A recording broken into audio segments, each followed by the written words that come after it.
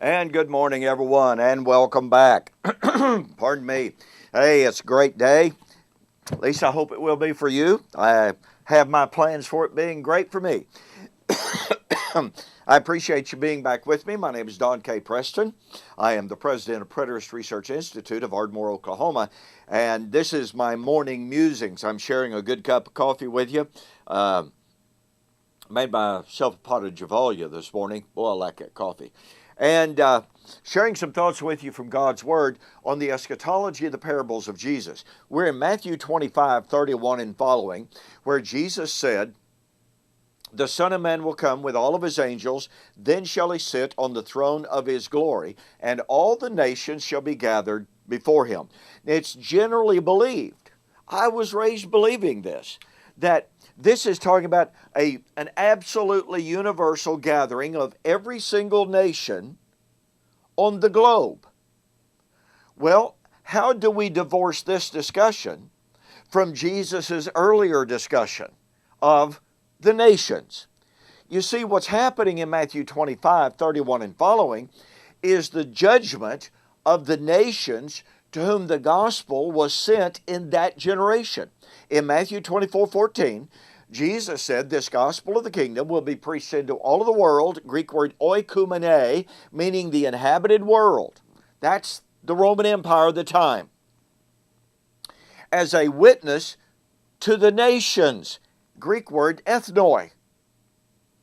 Now, here in Matthew 25, Jesus is describing the judgment of the nations to whom the gospel was going to be taken, and the nations were going to be judged according to whether or not they accepted the gospel or not. It's really quite simple when we follow the contextual flow of the Olivet Discourse. Jesus is not radically changing the subject from the preaching of the gospel into all of the Roman Empire until all of a sudden now he's talking about the judgment of every person on the globe.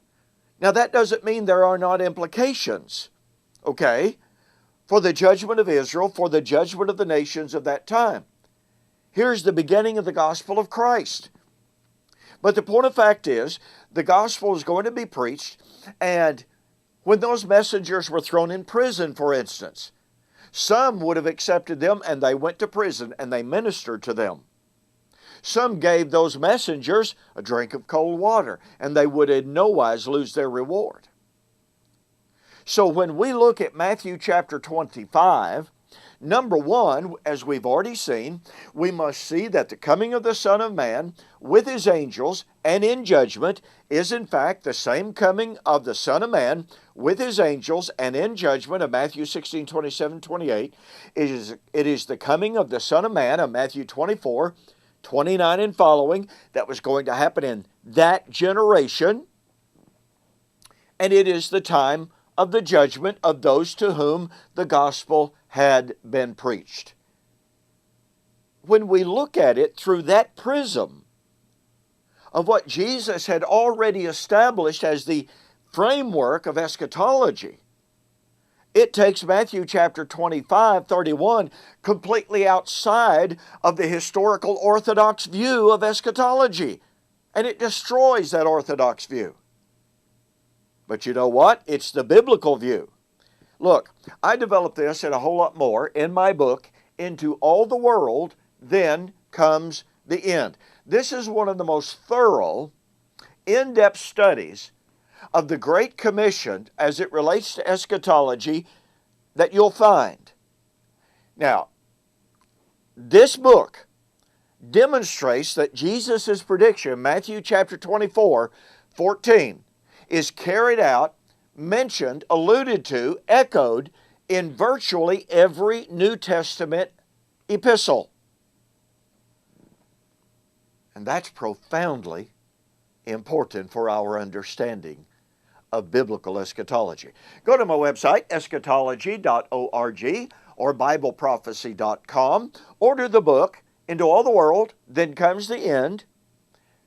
Send me a note that says you saw the offer on YouTube or Facebook, and I'll refund your shipping. That'll cost you, or that'll save you almost $5. Hey, thanks for joining me for this morning's Morning Musings. And yes, we do. We've got a whole lot more. So we'll see you on the flip side.